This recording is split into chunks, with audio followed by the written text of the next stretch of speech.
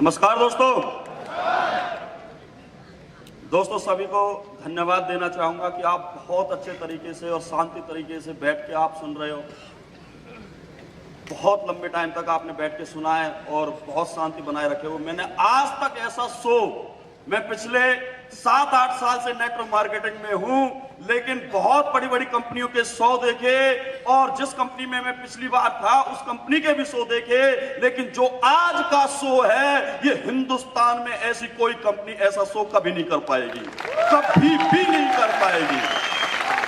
मैं ये देख के दंग हूं कि एक भी आदमी हिल नहीं रहा है, एक भी आदमी अपनी नजरें नहीं हटा रहा है, कोई मूवमेंट नहीं कर रहा है। पता नहीं कौन सी उम्मीद लगा के आप बैठे हो कि आज हमें पता नहीं क्या मिलने वाला है। तो मैं आपको यकीन दिला देता हूं, इस शो के जाने के बाद यहां पर बैठे हर शख्स की जिंदगी में बहुत बड़ा बदलाव आने वाला है। मेरा नाम भीषम चौहान और एक छोटे से गांव का मैं रहने वाला हूं। सभी जितने भी लीडर आए सभी गांव से ही बिलोंग करते हैं और यहां पर 90% लोग जितने भी बैठे हैं वो भी गांव से ही बिलोंग करते हैं। हर किसी के पीछे कोई ना कोई दुख भरी कहानी है, मेरे पीछे कोई दुख भरी कहानी नहीं थी। मैं कंफर्ट जोन में जीने वाला बंदा था, मैं हर पल का मजा लेने वाला बंदा था। ना मुझे गरीबी से मतलब था, ना अमीरी से मतलब था, मुझे जो पल मिल जाए उसी में ही मजा लेने वाला बंदा था। मैं किसी की कोई रेस्पेक्ट नहीं करता था, कोई इज्जत नहीं करता था, बातें करने का मेरे अंदर कोई ढंग नहीं था, गाली गलौज देके मैं बातें करता था।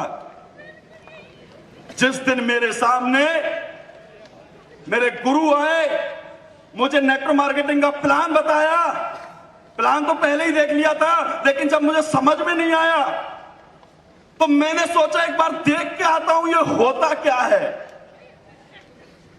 डियर फ्रेंड, जब मैंने देखा एक आर्मी मैन 200 लोगों को ट्रेनिंग दे रहा है, 200 लोगों को ट्रेनिंग दे रहा है, उस ट्रेनिंग में 100 से ज्यादा लोग रो रहे हैं, 100 से ज्यादा लोग कमिटमेंट कर रहे हैं, वादा कर रहे हैं सर आपके साथ है।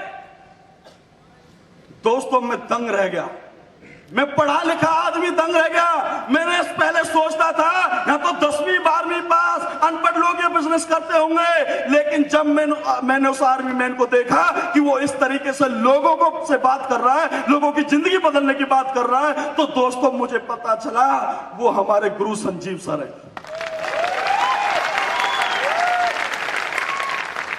मैं पूरी नेटवर्क मार्केटिंग में दुनिया में अगर किसी एक आदमी से इंप्रेस हुआ हूं, किसी एक आदमी के पीछे पागल हूं, तो सिर्फ वो एक ही आदमी है, मेरे गुरु संजीव सर। मैं पूरी दुनिया जीत सकता हूं, पूरी दुनिया में झंडा लहरा सकता हूं, लेकिन संजीव सर को कभी नहीं जीत सकता। मैं जब भी इनसे मिलता हूं, मैंने जब स्टूडेंट लाइफ में ये बिजनेस शुरू कर दिया था, कुछ पैसे आए एंजॉय किया, फिर कुछ पैसे आए फिर एंजॉय किया, काम कम और पैसे ज्यादा जेब में होते थे तो मैं काम कम करता था, नेटवर्क मार्केटिंग को समझ ही नहीं पाया। एसएलपीएस में आया, एसएलपीएस में काम किया, सर ने बोला बेटा तू एक काम कर, बस एक बार कैपिंग लगा दे। मेरे को समझ में आई एक बार कैपिंग लगानी है, तो मैं जब ट्रिपल डायमंड था एक बार मैंने कैपिंग लगा दी। सबसे पहले कंपनी में मैंने कैपिंग लगाई, 150 आईडी मैंने एक वीक में भेजी सर के कहने पे। लेकिन मुझे ये नहीं पता था कि कैपिंग तो हर वीक लगानी पड़ती है। मैंने सोचा इस हफ्ते 1.5 लाख आ गए, अब इनका एंजॉय कर लूं, बाद में फिर काम करूंगा। आप बहुत से लोग ऐसे बैठे होंगे जो काम करते हैं, एक हफ्ते चेक बना और अगले हफ्ते सोचते हैं इस हफ्ते तो 50,000 का चेक बन गया, अब मेरा बिजनेस चलेगा बहुत बढ़िया, अब कोई टेंशन नहीं। सोचते हैं कि नहीं सोचते? लेकिन कुछ दिन बाद वो फिर जीरो का हो जाता है, हो जाता है, हो जाता है। इसका मतलब है तुम्हारी जिंदगी में जरूर कोई सुख नहीं बैठा है, तुम्हारी जिंदगी में जरूर कोई मंत्रा बैठी है।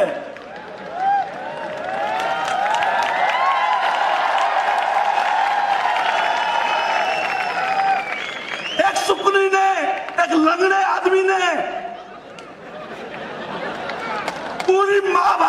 युद्ध करवा दिया, लाखों लोगों को मरवा दिया, यस और नो? तो वो सुकनी तुम्हारी जिंदगी भी खराब कर सकता है। वो बोल सकता है तू ये काम मत कर, बेकार है ये काम, छोड़ दे, कुछ भी नहीं है, ये कंपनी वाले खुद पैसे कमाते हैं, तुम नहीं कमा पाओगे। बोलते कि नहीं बोलते? बोलते हैं। अरे मंत्रा नहीं होती तो भगवान को भी वनवास नहीं मिलता। अब सोचो, जब वे बुरे लोग, बुरी सोच वाले लोग, छोटी सोच वाले लोग भगवान को वनवास दिला सकते हैं, तो हम और तुम क्या चीज है?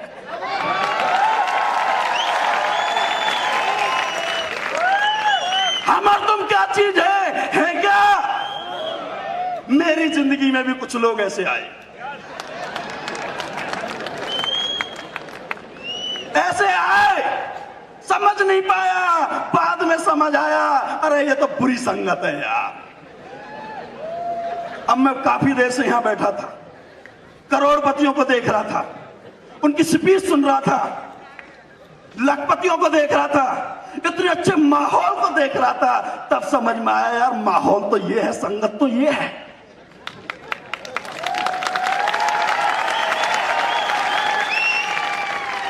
संगत तो ये है, लेकिन क्या करें, यहां से बाहर जाके फिर भांति भांति के लोग मिल जाते हैं और फिर हम कहते हैं हाँ देखा था 100। अरे देखा है तो देख के जाओ ढंग से। 2.5 करोड़ रुपया 2 साल में 2.5 करोड़, बताना जरा कोई खड़ा हो कि मेरे गांव में किसी ने कमाए हो तो बता सकता है कोई? कमाए किसी ने?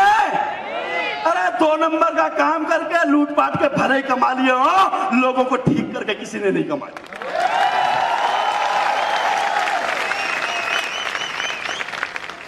एक छोटी सी स्टोरी शेयर करूंगा, सर कर दूं? 2 मिनट ले लूं? एक बहुत बड़ा राक्षस जैसी सोच वाला बंदा था। उसने बोला कि भाई मुझे तो अब एक काम करना है, 1000 आदमियों की उंगली काटनी है और उनकी उंगली की माला बना के अपने गले में डाल के घूमूंगा। अब सोचो, उसने जब ये बात सोची तो वो क्या किया, लोगों को मारने लगा, जो भी उस रास्ते में जाता उसको पकड़ के मारने लग गया। सबको पता चल गया कि भाई एक बंदा है जो लोगों को मार के उनकी उंगली की माला बना के गले में डाल लेता है। अब सब लोग डरने लगे, उस रास्ते पे जाने लगे और उस बंदे का नाम रख दिया उंगली माल। क्या रख दिया? भैया उस रास्ते पे मत जाना, वहां उंगली माल रहता, मार के खा जाता है, उंगलियों की माला बना लेता है। पूरी प्रजा डरने लग गई, समाज डरने लग गया, अब उस रास्ते पे कोई नहीं जाए। उसने धीरे धीरे मार के 999 कर दिए, अब एक बच गया। क्या बच गया? अब तो लोगों ने घर से ही बाहर निकलना बंद कर दिया, कहीं ऐसा ना हो 1000 में मैं हूं। अब तो कोई उस रास्ते पे जाए ही ना, वो बेचारा तड़पता रहे कब कोई आए, कब मैं 1000 बंदों की माला बनाकर पहनूं। अब वो तड़पने लग गया, साल हो गया, 2 साल हो गए। अब एक दिन उस गांव में महात्मा बुद्ध आ जाते हैं और महात्मा बुद्ध से बोला,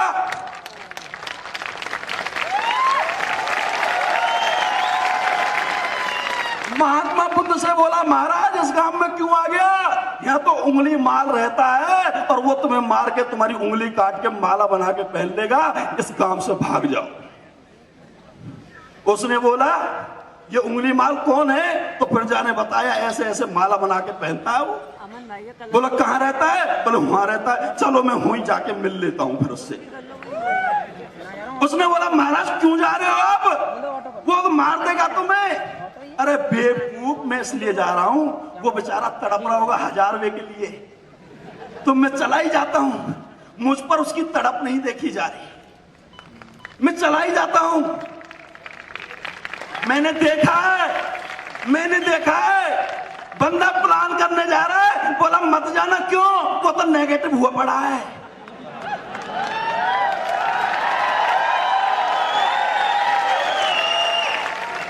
भैया तुम उसके कहने से रुक गए, उस मंत्रा के कहने से रुक गए। अरे उसकी तड़प तो देखो, वो बेचारा नेगेटिव क्यों, पता तो करो, उसकी तड़प तो खत्म करो। और महात्मा बुद्ध को ये बात समझ में आती थी, वो चला गया। अब चला गया, उंगली माल ने देखा दूर से एक आदमी आ रहा है, तो उंगली माल ने क्या किया, बोला ये कौन है जो सरफरा मेरी तरफ आ रहा है, सालों बीत के यहां कोई नहीं आया, ये कैसे आ रहा है मेरी तरफ। तो उसके साहस को देख के एक बार तो वो सहम गया।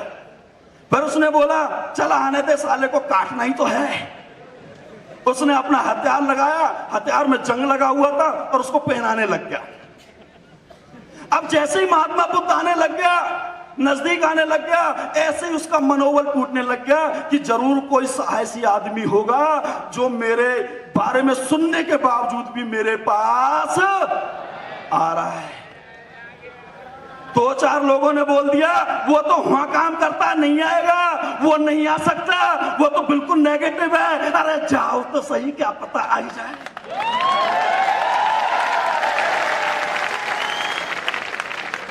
साहस तो करो। अब वो साहस उसका बढ़ता गया, महात्मा बुद्ध का, उसका मनोबल टूटता गया। और जैसे ही पहुंचा तो उसने बोला साधु भाग जा, तेरे को मार दूंगा, तूने मेरे को सुना नहीं, चल तेरे को एक मौका दे रहा हूं, तुझे किसी ने बताया नहीं होगा, अब मैं बता देता हूं मैं कौन हूं, और तू यहां से भाग जा। साधु ने बोला मैं तो तेरी इस तकलीफ को पूरी करने आया हूं, मैं तो तेरे इस दुख को खत्म करने आया हूं। बोला तुझे पता नहीं है, मैं तुझे मार दूंगा, तुझे काट दूंगा। बोला ये काम तो तू बहुत दिन से कर रहा है। अरे काटना है तो एक काम कर, ये पेड़ की डाली काट दे। उसने गुस्से में आके वो डाली काट दी। बोला अब एक काम कर, इस डाली को जोड़ दे। बोला ये कैसे हो जाएगा, ये तो कोई कर ही नहीं सकता।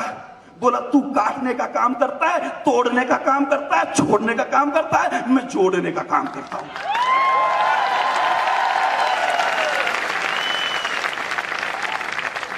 अरे काटना छोड़ना तो दुनिया करती है। आज मैंने ये कंपनी छोड़ दी, मैंने ये काम छोड़ दिया, मैं ये नहीं कर रहा, मैंने उसको तोड़ दिया। अरे जोड़ने का काम करके तो दिखाओ, महात्मा बुद्ध तो बन के दिखाओ। बोला मैं तुझे काट दूंगा। बोला मेरे को तू नहीं काट सकता। बोला क्यों? बोला मेरे को नहीं काट सकता, मैं अमर हूं, मैं आत्मा हूं। मेरे तू शरीर को काट सकता पर मेरे को नहीं काट सकता। उसकी बात सुन के वो भावुक हो गया और उसने उसके पैर पकड़ लिए कि महाराज तुम कौन आ गए। उसका भक्त बन गया। अब तो उसने उसके लिए उसका चेला बन गया और उसके लिए मतलब दिन रात सेवा करने लग गया। एक दिन महात्मा बुद्ध ने कहा मैं थोड़ा सा बीमार हूं, जा मेरे लिए भिक्षा मांग के ले आ प्रजा में से। अब वो प्रजा में जैसे भिक्षा मांगने गया तो लोग डर गए, भाई ये तो वो ही आ गया, ये तो उंगली माल आ गया, भाई मारो इसको। तो वो छत पर चढ़ के उसमें पत्थर मारने लग गए, चोट मारने लग गए। अब होता क्या है, जब तुम बुरे से अच्छे बनने की कोशिश करोगे तो चोट तो सब मारते हैं।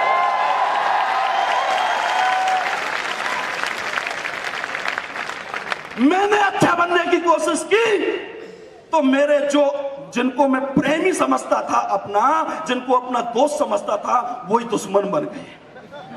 बन तू करोड़पति, कमा तू पैसे, हम कमाने देंगे तेरे को। अड़ गए मेरे सामने, खड़े हो गए, रोज मेरे को इमोशनली मेरा मतलब कि वो एनीहाउ रोज मेरी सोच पे वार करे, मेरे घर वालों पे वार करे, मुझ पे वार करे, और आज भी करते हैं। आज भी छोटे छोटे पत्थर मारते रहते हैं। लेकिन मैंने AWPL पे आके सीखा कि भीषम टूटना नहीं है।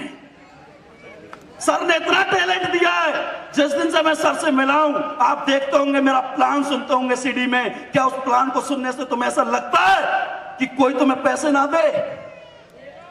किसने सुना वो प्लान? हाथ खड़े करें। दिल से सच्चाई से बताना, क्या उस प्लान को सुनने के बाद बंदा पैसा नहीं देगा क्या? जुड़ेंगे नहीं क्या? गुरु से लिया वो टैलेंट, टोटली गुरुजी को नकल करता हूं।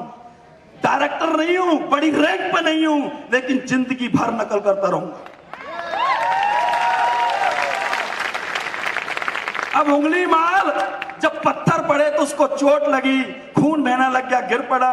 किसी ने जाके बताया कि वहां तो उंगली माल में पत्थर लग रहे, मार लग रही है। तो बुद्ध जो साधु महात्मा थे वो गए और उंगली माल को उठाया, और उनको जब चोटों को देखकर बुद्ध महात्मा ने पूछा कि उंगली माल चोट तो नहीं लगी? तो उंगली माल ने पता क्या बोला? गुरुजी मेरे को चोट नहीं लगी, मैं तो आत्मा हूं। आत्मा को कोई चोट नहीं लगती। यहां मेसम नहीं खड़ा, ये सिर्फ एक बॉडी है। यहां आत्मा खड़ी है, इसको कोई फर्क नहीं पड़ता। अब तो AWPL में आकर काम करके, लोगों को ठीक करके, जिस गुरु ने, जहां हम डॉक्टर वकील से डरते थे, आज गुरु के आशीर्वाद से खुद ही डॉक्टर खुद वकील है।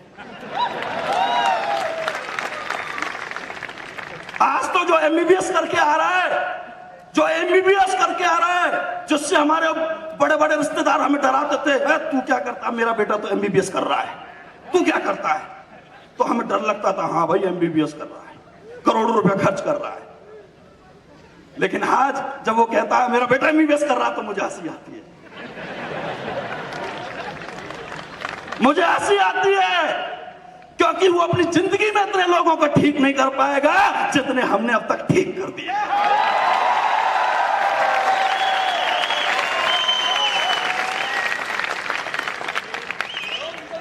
बहुत बड़े प्लेटफॉर्म से जुड़ गए हो तुम, बहुत बड़ी क्रांति आने वाली है, बहुत बड़ी लहर आने वाली है। इस लहर में बहते रहना, जिंदगी बन जाएगी, जिंदगी बन जाएगी।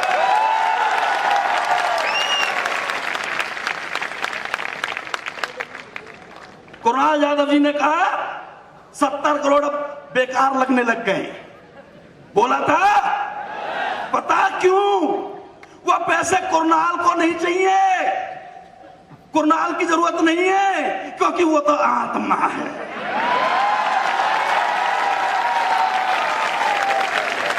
अब आत्मा क्या पैसे खाएगी? क्या आत्मा को भूख लगेगी? अब आत्मा का काम तो यह है सभी को परमात्मा बनाना। तो दोस्तों, ज्यादा समय मेरे को नहीं मिला है, जो भी समय दिया है इस समय में वो बातें कही है, अगर अमल कर गए तो सभी करोड़पति बनो। Thank you, thank you, thank you.